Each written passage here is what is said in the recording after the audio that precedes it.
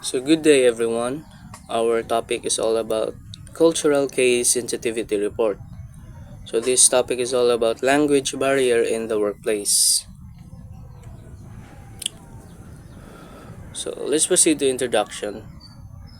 This case involves a new employee from South Korea who recently joined the company in an English speaking workplace, possibly in the United States. During meetings, he struggles to clearly express his ideas in English. His manager interprets his silence and limited participation as a sign that he is unprepared and uninterested in his work. The main cultural issue in this case is the misunderstanding caused by the differences in language, proficiency, and communication styles. Instead of recognizing the cultural and linguistic challenges involved, the manager makes assumptions that negatively affect their professional relationship. So basically, ang South Korean daw nga kanang employee kada mag-meeting maglisod siya glitok sa English, obviously because it is not his first language. So kada na nga problema na misinterpret sa manager. Abi sa manager nga walay gana ang employee kanang di siya ganahan mo participate. So instead nga sabto niya nga since tagalain man nga country tong iyang employee, dapat makasabot siya nga maglisod siya communicate through English. Instead of that, misinterpret na hinoon niya nga motto walay gana ang employee. So dire na ta sa background of the cultures involved. In South Korea, workplace culture is often influenced by Confucian values such as respect for hierarchy, group harmony, and careful communication. Employees may avoid speaking up frequently in meetings, especially when senior staff are present. Silence can mean respect, deep thinking, or cautiousness rather than disengagement. Additionally, Korean professionals may feel pressure to speak perfectly in English before sharing ideas, which can reduce spontaneous participation. So, muna ni, ang background sa culture di ay, so sa South Korea di ay, lahi po ang ilang way dito of kanang, lahi po ang way sa ilahang trabaho. So, mas prefer po nila dito nga hilom lang because matod pa nila dire nga kanang silence mean respect.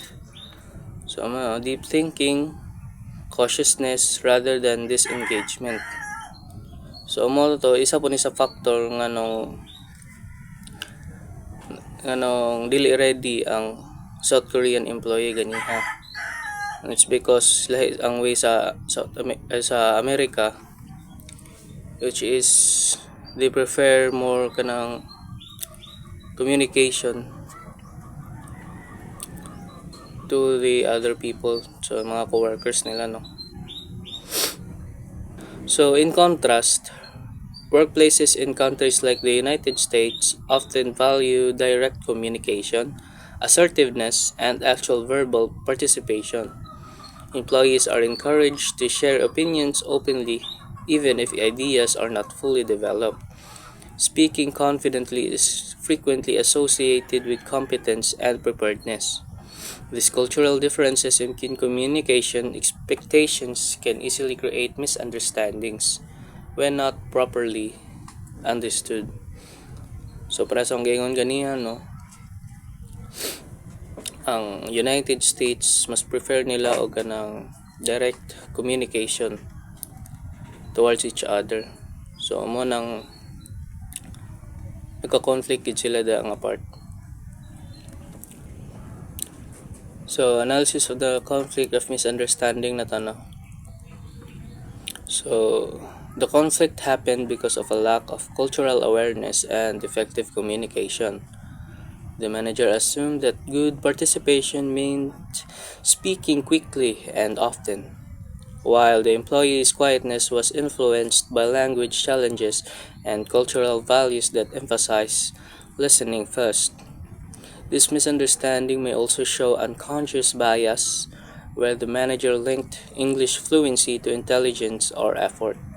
In reality, the employee's hesitation was likely due to anxiety about making mistakes and feeling judged, which reduced participation. Overall, the situation shows how poor cross cultural understanding can harm teamwork morale and productivity.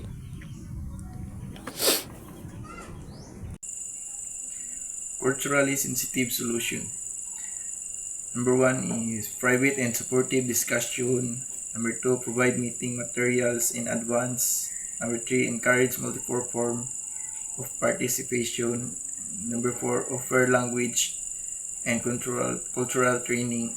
And number five is promote inclusive leadership practices. So dito sa private and supportive discussion, managers should schedule a one-on-one conversation to clarify expectation instead of accusing the employee of being unprepared. The manager can ask how meeting can be made more comfortable for him. This approach shows empathy and avoids public embarrassment. So, abot ani kay, for example, ako ang manager din, kani siya nga employee na nakasala, ni nabuhat nga, wala sa ang company nga murag unprepared siya. So, instead of ako siyang i-confront sa dagang tao nga, mali ka na. Ako siyang ingnon nga, mag-istorya mi sa mong office na kamera duha para dili ko siya mauwawan sa dagang tao. Para kay mo ni siya kuan, this approach shows empathy and public embarrassment, avoid public embarrassment. So, dito sa number 2 kay provide meeting materials in advance. May siya sharing agendas and discussions questions before meeting allows the employee time to prepare responses in English. This reduces anxiety and improves participation quality. So, kani siya, ug ako ang manager din, mag-ingon ko sa akong mga employee nga kuan sana mag nami meeting, tapos ako siya ingon nga unsa mong i-meeting para maka-prepare sila sa ilang itubag bitaw niya na malikuan, dili sila mapag anxiety, dili sila kulbaan unsa mong meetingan, dili sila para maka-prepare sila unsa ilang itubag.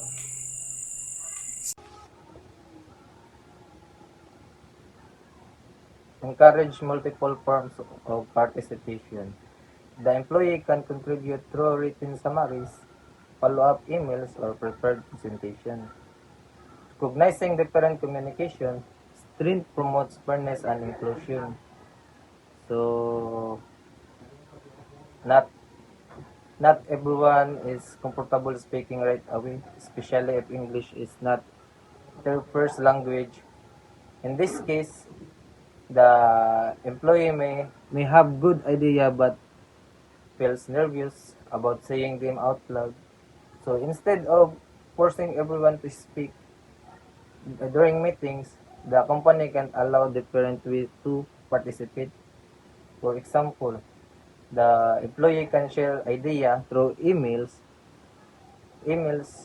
written notes, or prepared presentation. This is important because it gives everyone a fair chance to contribute. It shows that speaking a lot is not the only way to be a good employee.